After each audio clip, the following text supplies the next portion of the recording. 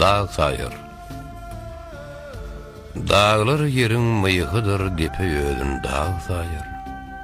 Şekik ödün bilbillir, çarlık ödün dağ sayır.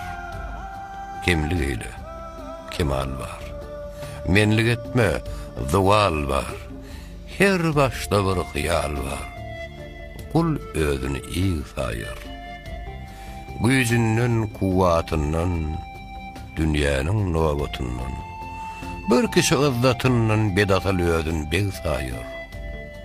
Nadanım, zat bilmenim, bir kemine gulmenim, sirke aydır, bal menim, nevit ödün yağ sayır.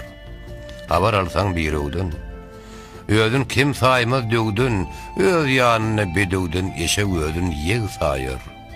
Dert çekenler dert biler, namart ödün mert biler, tilki ödün gurt biler, garsak ödün sev sayır. Mağtum ulu bir kullur, kulluğuna kayılır. Akmak ödün akıllir, tentek ödün sağ sayır.